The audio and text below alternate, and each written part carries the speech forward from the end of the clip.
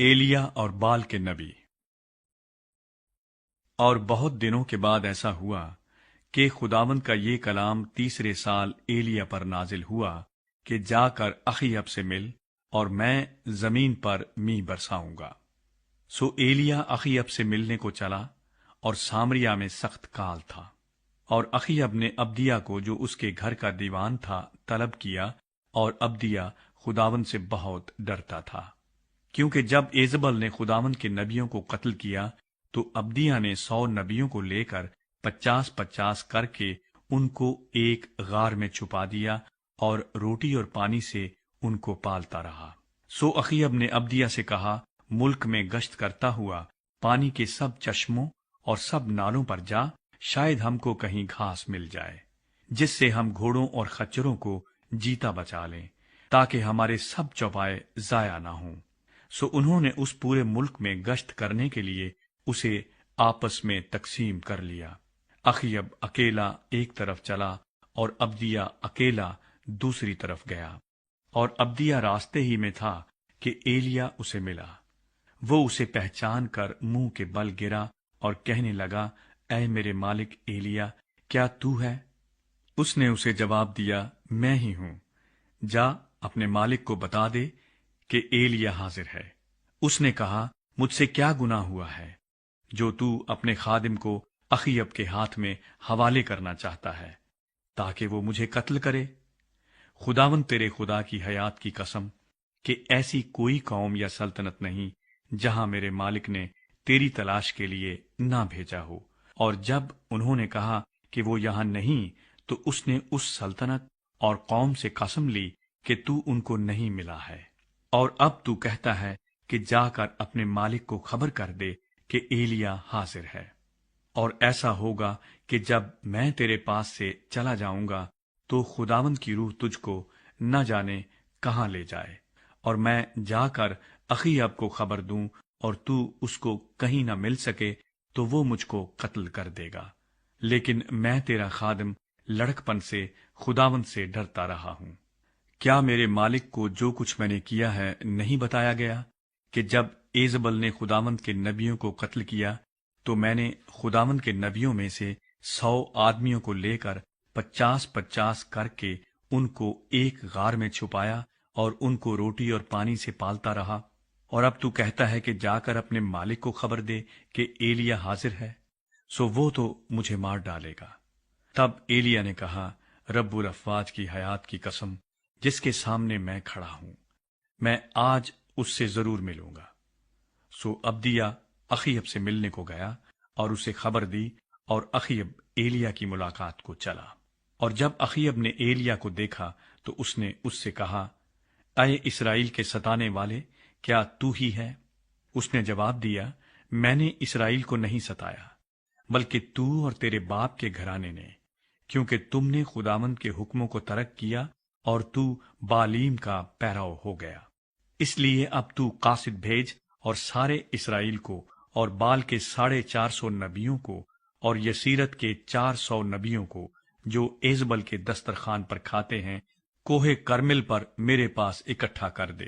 سو اخیب نے سب بنی اسرائیل کو بلا بھیجا اور نبیوں کو کوہ کرمل پر اکٹھا کیا۔ اور ایلیا سب لوگوں کے نزدیک آ کر کہنے لگا، تم کب تک 2 خیالوں میں ڈاواں ڈول رہو گے؟ اگر خداوند ہی خدا ہے تو اس کے پیرو ہو جاؤ، اور اگر بال ہے تو اس کی پیروی کرو۔ پر ان لوگوں نے اسے ایک حرف جواب نہ دیا۔ تب ایلیا نے ان لوگوں سے کہا، ایک میں ہی اکیلا خداوند کا نبی بچ رہا ہوں، پر بال کے نبی 450 آدمی ہیں۔ سو ہم کو 2 بیل دیے جائیں اور وہ اپنے لیے ایک بیل کو چن لیں اور اسے ٹکڑے ٹکڑے کاٹ کر لکڑیوں پر دھریں اور نیچے آگ نہ دیں، اور میں دوسرا بیل تیار کر کے اسے لکڑیوں پر دھروں گا اور نیچے آگ نہیں دوں گا۔ تب تم اپنے دیوتا سے دعا کرنا اور میں خداوند سے دعا کروں گا، اور وہ خدا جو آگ سے جواب دے وہی خدا ٹھہرے۔ اور سب لوگ بول اٹھے، خوب کہا۔ سو ایلیا نے بال کے نبیوں سے کہا کہ تم اپنے لیے ایک بیل چن لو اور پہلے اسے تیار کرو، کیونکہ تم بہت سے ہو، اور اپنے دیوتا سے دعا کرو، لیکن آگ نیچے نہ دینا۔ سو انہوں نے اس بیل کو لے کر جو ان کو دیا گیا اسے تیار کیا، اور صبح سے دوپہر تک بال سے دعا کرتے اور کہتے رہے، اے بال ہماری سن۔ پر نہ کچھ آواز ہوئی اور نہ کوئی جواب دینے والا تھا، اور وہ اس مذبح کے گرد جو بنایا گیا تھا کودتے رہے۔ اور دوپہر کو ایسا ہوا کہ ایلیا نے ان کو چڑھا کر کہا، بلند آواز سے پکارو، کیونکہ وہ تو دیوتا ہے۔ وہ کسی سوچ میں ہوگا، یا وہ خلوت میں ہے، یا کہیں سفر میں ہوگا، یا شاید وہ سوتا ہے، سو ضرور ہے کہ وہ جگایا جائے۔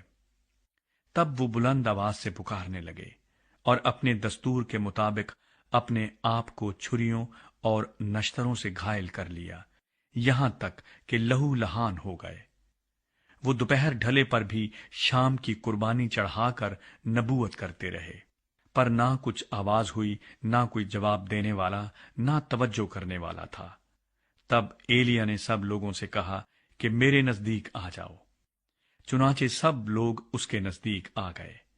تب اس نے خداوند کے اس مذبح کو جو ڈھا دیا گیا تھا مرمت کیا، اور ایلیا نے یعقوب کے بیٹوں کے قبیلوں کے شمار کے مطابق، جس پر خداوند کا یہ کلام نازل ہوا تھا کہ تیرا نام اسرائیل ہوگا، 12 پتھر لیے، اور اس نے ان پتھروں سے خداوند کے نام کا ایک مذبح بنایا، اور مذبح کے ارد گرد اس نے ایسی بڑی کھائی کھودی جس میں 2 پیمانے بیج کی سمائی تھی، اور لکڑیوں کو کرینے سے چنا، اور بیل کے ٹکڑے ٹکڑے کاٹ کر لکڑیوں پر دھر دیا، اور کہا، 4 مٹکے پانی سے بھر کر اس سوختنی قربانی پر اور لکڑیوں پر انڈیل دو۔